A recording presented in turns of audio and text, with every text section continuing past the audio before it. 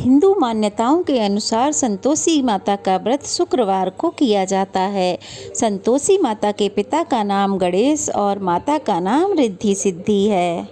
संतोषी माता के पिता गणेश और माता रिद्धि सिद्धि धन धान्य सोना चांदी और रत्नों से भरा परिवार है। इसलिए उनकी प्रसन्नता परिवार में सभी मनोकामनाओं की पूर्ति कर शोक बाधा आदि परेशानियों को दूर कर देती है। सुख सौभाग्य की कामना के लिए माता संतोषी के 16 शुक्रवार करने का विधान है। सुबह सूर्योदय से पहले उठकर स्नान आदि कर घर को साफ सुथरा कर किसी साफ सुंदर जगह पर एक चौकी लगाएं, उस पर संतोषी माता का चित्र या मूर्ति रखें। माता संतोषी के समक्ष एक कलश में जल भरकर रखें। कलश के ऊपर एक कटोरा भरकर गुड़ और चना रखें।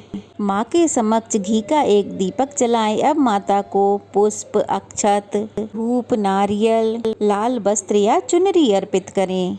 संतोषी माँ को गुड़ और चने का भोग लगाया जाता है। संतोषी माता की जय बोलकर कथा का आरंभ करें। इस व्रत को करने वाला कथा सुनते समय या पढ़ते समय हाथ में गुड़ और चने रखे। कथा की समाप्ति पर श्रद्धा पूर्वक परिवार सहित आरती करनी चाहिए। कथा की आरती के बाद हाथ में रखा हुआ गुड़ और चना गौ माता को खिलाकर तथा कलश के ऊपर रखा हुआ गुड़ और चना सभी को प्रसाद रूप में बांट देना चाहिए। कलश के जल का पूरे घर में छिड़काव करें और बचे हुए जल को पौधे में डाल दें। इस प्रकार पूरे नियम और धर्म के साथ 16 शुक्रवार का व्रत रखना चाहिए। शीघ्र विवाह की इच्छा हो, व्यवसाय के क्षेत्र में सफलता और मनोवांछित फलों की प्राप्ति के लिए महिला या पुरुष दोनों को एक समान ही इस व्रत को करना चाहिए। इस व्रत में कुछ सावधानी भी रखनी चाहिए, जैसे इस दिन न तो कोई खट्टी वस्तु खाएं और न स्पर्श करें। इस दिन केवल व्रतधारी ही नहीं बल्कि घर परिवार के सभी लोगों को खट्टी वस्तु का सेवन वर्जित माना गया है। खट्टी वस्तु इस तरह से वर्जित मानी गई है कि यहाँ तक कि खट्टे फलों का भी सेवन नहीं करना चाहिए। और इस दिन दान में भी किसी बाहरी व्यक्ति को भी खट्टी वस्तु का दान नहीं देना चाहिए। अब आप सभी हाथ जोड़कर मन में श्रद्धा रखकर संतोषी माता की कथा सुनिए। जय संतोषी माँ। एक गांव में एक बुढ़िया रहती थी। उसके 7 बेटे थे, 6 कमाने वाले थे, एक बेटा निकम्मा था। बुढ़िया माँ 6 पुत्रों का झूठा उस 7वें पुत्र को देती थी। 7वां पुत्र एक दिन अपनी पत्नी से बोला, देखो मेरी माता मुझ पर कितना प्रेम करती है। वह बोली, हाँ हाँ क्यों नहीं, सबका झूठा बचा हुआ तो तुमको खिलाती है। वह बोला, ऐसा नहीं हो सकता, जब तक मैं अपनी आँखों से ना देख लूँ मान नहीं सकता। पत्नी ने हंसकर कहा, हाँ देख लोगे तब तो मानोगे।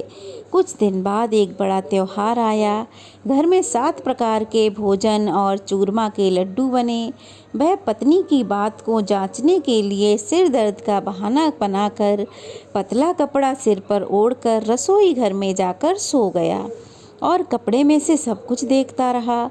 6 भाई भोजन करने आए। उसने देखा माँ ने उनके लिए सुंदर सुंदर आसन बिछाए, 7 प्रकार की रसोई परोसी और आग्रह कर करके उन्हें भोजन कराती रही। वह देखता रहा। 6 भाई भोजन कर उठ गए। तब माँ ने उनकी थालियों में से लड्डुओं के टुकड़ों को उठाया, एक लड्डू बना दिया। झूठन साफ कर माँ ने उसे पुकारा, बेटा उठ, तेरे भाइयों ने तो भोजन कर लिया है, अब तू भी भोजन कर ले। उसने कहा, माँ मुझे भोजन नहीं करना, मैं परदेश जा रहा हूँ। माता ने कहा, हाँ हाँ कल जाना हो तो आज ही चला जा। वह बोला, हाँ हाँ आज ही जा रहा हूँ। यह कहकर वह घर से निकल गया। चलते समय उसे अपनी पत्नी की याद आई। वह गौशाला में कंडे थाप रही थी।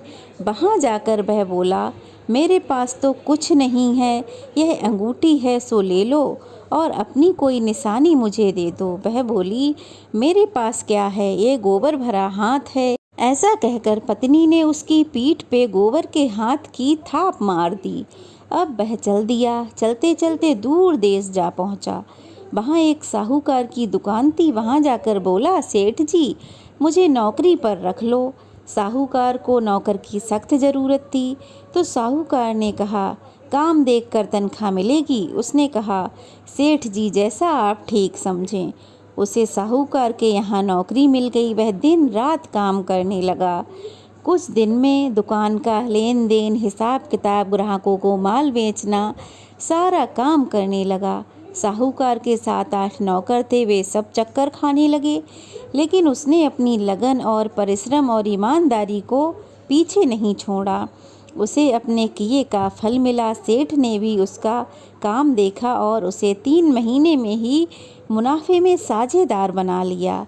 परिश्रम करते करते वह 12 बरस में ही नगर का नामी सेठ बन गया और सेठ अपना सारो कारोबार उस पर छोड़कर वहाँ से चला गया।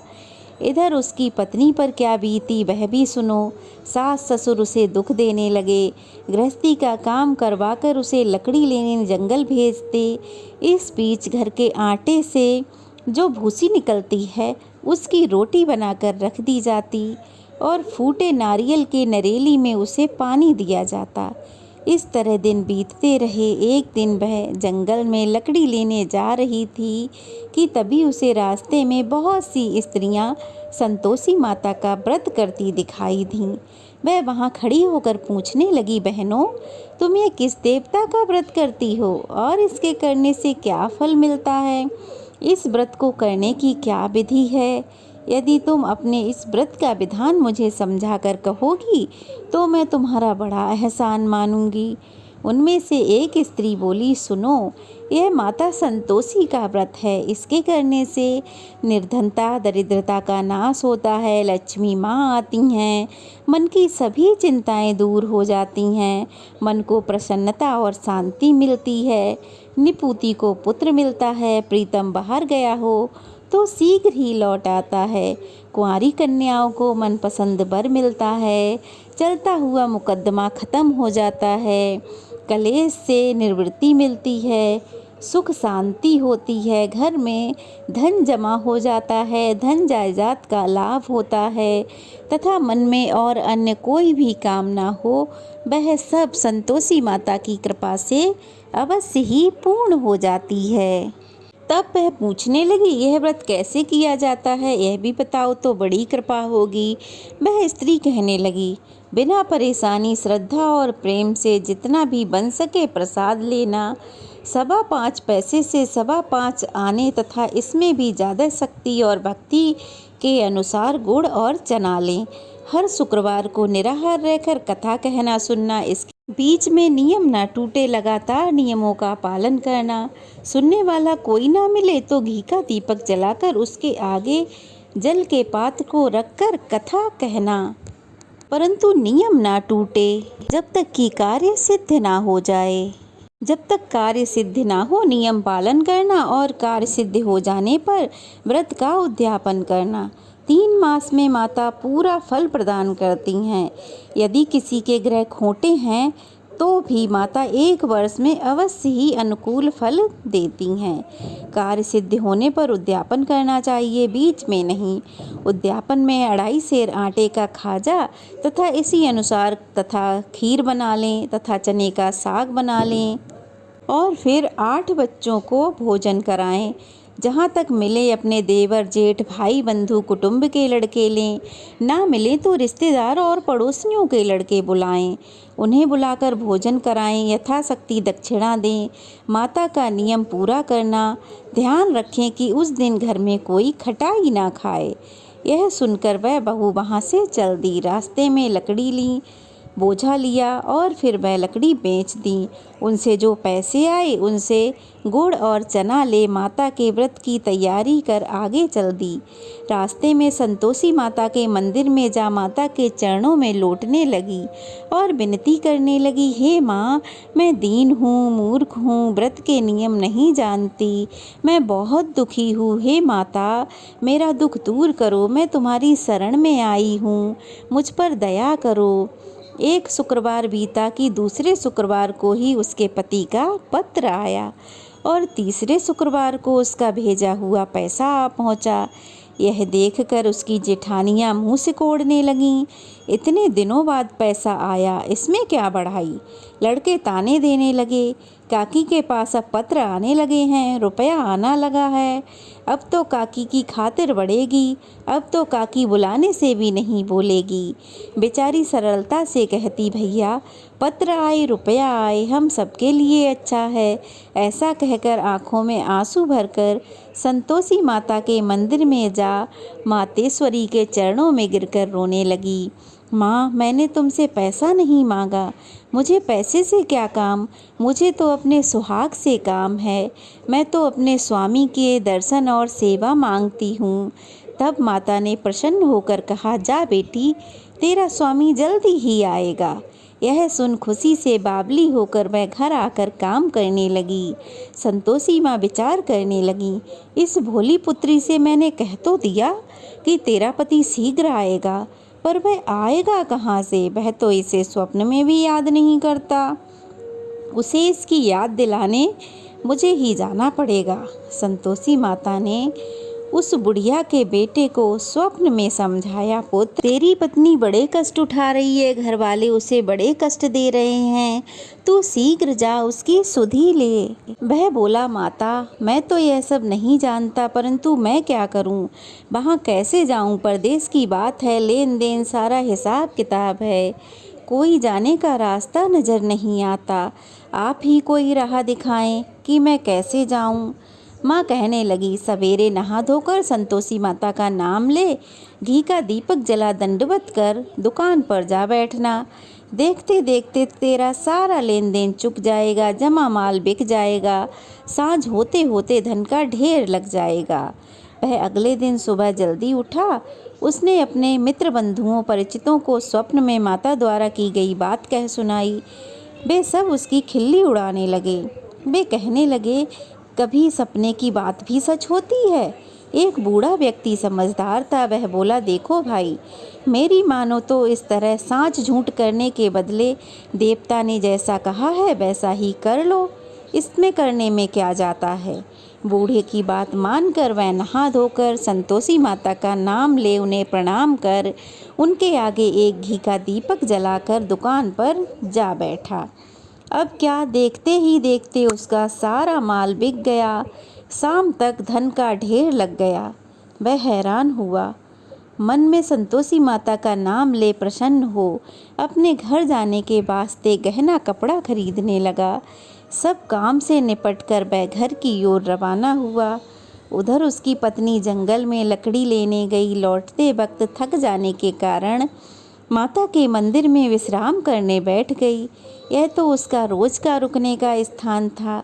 धूल उड़ती देख उसने पूछा, हे माता, यह धूल कैसी उड़ रही है? माँ ने कहा, हे पुत्री, तेरा पति आ रहा है, तू ऐसा कर, लकड़ियों के 3 बोझ बना, एक नदी के किनारे रख, दूसरा मेरे मंदिर पर और तीसरा अपने सिर पर रख। तेरे पति को लकड़ी का गट्ठा देखकर मोह पैदा होगा, वह यहाँ रुकेगा, नाश्ता पानी बना खाकर माँ से मिलने जाएगा।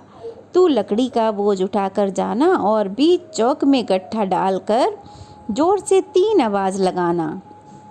लो सासू जी, लकड़ियों का गट्ठा लो, भूसी की रोटी दो, नारियल के खोपरे में पानी दो, आज कौन मेहमान आया है।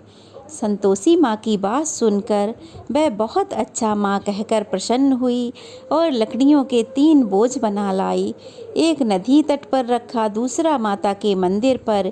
इतने में ही एक मुसाफिर आ पहुँचा। सूखी लकड़ी देख उसको इच्छा हुई कि अब यहीं विश्राम कर ले, भोजन बना खाकर फिर गांव को चले।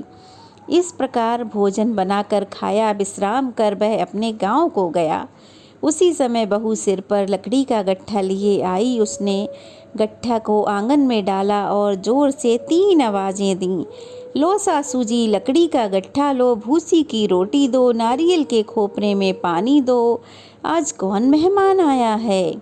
यह सुनकर सास अपने दिए हुए कष्टों को भुलाने के लिए कहने लगी, बहू, तू ऐसा क्यों कहती है? तेरा मालिक ही तो आया है। आ बैठ, मीठे भात खा, गहने कपड़े पहन। पत्नी की आवाज़ सुनकर उसका स्वामी बाहर आया और उसके हाथ में पहनी अंगूठी देख व्याकुल हो गया और माँ से पूछने लगा, माँ, यह कौन है? माँ बोली, बेटा, तेरी पत्नी है, आज 12 बरस हो गए। जब से तू गया है तब से सारे गांव में जानवर की तरह भटकती फिरती है। काम काज कुछ करती नहीं, 4 समय आकर खा जाती है। अब मुझे देखकर भूसी की रोटी और नारियल के खोपरे में पानी मांगती है। वह बोला, माँ मैं इसे भी जानता हूँ और तुम्हें भी। मुझे दूसरे घर की चाबी दो, मैं उसमें रहूँगा। माँ ने कहा, ठीक है बेटा, जैसी तेरी मर्जी। कहकर माँ ने चाबी का गुच्छा बेटे के सामने रख दिया। उसने दूसरे घर को खोला और सारा सामान उसमें जमाया। एक ही दिन में वहाँ राजा के महल के सामान ठाट बाट बन गए। अब क्या था, वह सुख भोगने लगी। अगला शुक्रवार आया। उसने अपने पति से कहा, मुझे माता का उद्यापन करना है। पति ने कहा, बहुत अच्छा, खुशी से करो। वह उद्यापन की तैयारी करने लगी। जेठ के लड़कों को भोजन के लिए कहने गई। उन्होंने मंजूर किया, परंतु पीछे से जिठानी ने अपने बच्चों को सिखाया, देखो रे, भोजन के समय सब लोग खटाई मांगना, जिससे उसका उद्यापन पूरा ना हो। लड़के भोजन करने आए, पेट भर के खीर खाई, परंतु बात याद आते ही कहने लगे, हमें कुछ खटाई खाने को दो, खीर खाना हमें नहीं भाता। यह देखकर तो अरुचि होती है। बहू ने कहा, खटाई किसी को नहीं मिलेगी। बच्चे उठ खड़े हुए, बोले, ठीक है, पैसे लाओ। भोली बहू कुछ जानती नहीं थी, तो उसने बच्चों को पैसे दे दिए। लड़कों ने बाजार जाकर उन पैसों से इमली खरीद कर खाई और यह देखकर बहू पर माताजी ने कोप किया। राजा के दूत उसके पति को पकड़ कर ले गए। अब सब उसकी जेठानियां ताने देने लगीं, चोरी करके लाया होगा, अब सब मालूम पड़ जाएगा, जब जेल की रोटी खानी पड़ेगी। बहू से यह वचन सहन नहीं हुए।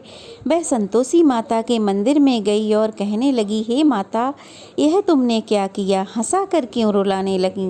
माता बोली, पुत्री, तूने मेरा व्रत भंग किया, इतनी जल्दी सब बातें भुला दी। वह बोली, माता, भूली तो नहीं हूँ ना, कुछ अपराध किया है, मुझे तो उन लड़कों ने भूल में डाल दिया, मुझे क्षमा करो माँ। माँ बोली, ऐसी भूल कभी मत करना। यह बोली, अब कोई भूल नहीं होगी माँ, अब बताओ मेरे पति कैसे आएंगे? माँ बोली, पुत्री, जा, तेरा पति तुझे रास्ते में ही मिलेगा। वह मंदिर से निकलकर बाहर आई तो रास्ते में उसे उसका पति आता मिला। उसने पूछा, कहाँ गए थे? वह बोला, इतना धन जो कमाया है उसका कर राजा ने मांगा था, वह भरने गया था। वह प्रसन्न होकर बोली, भला हुआ, अब घर चलो। फिर अगला शुक्रवार आया। वह बोली, मुझे माता का उद्यापन करना है। पति ने कहा, ठीक है, करो। वह फिर जेठ के लड़कों को भोजन करने गई। जेठानी ने लड़कों को सिखा दिया कि तुम पहले की तरह ही खटाई मांगना। लड़के भोजन करने बैठे, लेकिन भोजन करने से पहले ही कहने लगे, हमें खीर पूरी नहीं भाती, जी बिगड़ता है, कुछ खटाई खाने को दो। वह बोली, खटाई खाने को नहीं मिलेगी, खाना है तो खाओ, नहीं तो उठकर यहाँ से चले जाओ। उसने ब्राह्मणों के लड़कों को बुलाकर भोजन कराया। दक्षिणा की जगह उन्हें एक एक फल दिया, जिससे संतोषी माता बहुत प्रसन्न हुई। माता की कृपा से 9वें महीने में उसको चंद्रमा के समान एक सुंदर पुत्र प्राप्त हुआ। पुत्र को लेकर वह प्रतिदिन संतोषी माता के मंदिर जाने लगी। माँ ने सोचा कि यह रोज आती है, आज क्यों ना मैं ही इसके घर चलूँ, इसका आसरा तो देखूँ। यह विचार कर माता ने एक भयानक रूप बनाया। गुड़ और चने से सना मुख, ऊपर से सूंड के समान मोटे मोटे ओंठ, जिन पर मक्खियाँ भिनभिना रही थीं। दहलीज में पांव रखते ही उसकी सास चिल्लाई, देखो रे, कोई चुड़ैल डाकिनी चली आ रही है, लड़कों इसे भगाओ, नहीं तो ये सबको खा जाएगी। बहू रोशनदान में से देख रही थी। वह प्रसन्न हो उठी, आज मेरी माता मेरे घर आई है। यह कहकर वह दूध पीते बच्चे को गोद से उतार माँ की ओर दौड़ी। यह देख सास को क्रोध आया और वह बोली, अरे राण, इसे देखकर कैसी उतावली हुई है जो बच्चे को पटक दिया। इतने में माँ के प्रताप से जहाँ देखो वहाँ लड़के ही लड़के नजर आने लगे। वह बोली, माँ जी, मैं जिनका व्रत करती हूँ ना, यह वही संतोषी माता हैं। इतना कह उसने झट से घर के सारे किवाड़ खोल दिए। सबने माता के चरण पकड़ लिए और विनती करने लगे, हे माता, हम मूर्ख हैं, अज्ञानी हैं, तुम्हारे व्रत की विधि नहीं जानते। तुम्हारा व्रत भंग कर हमने बहुत बड़ा अपराध किया है। हे माता, हमारे सभी अपराधों को क्षमा करो। इस प्रकार बार बार संतोषी माता की विनती करने पर संतोषी माता प्रसन्न हुईं।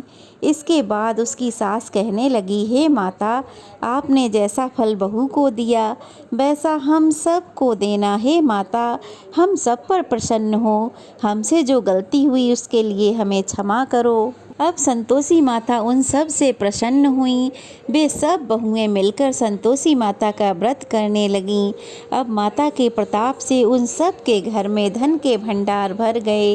घर आंगन में खुशियां ही खुशियां खिलखिलाने लगीं।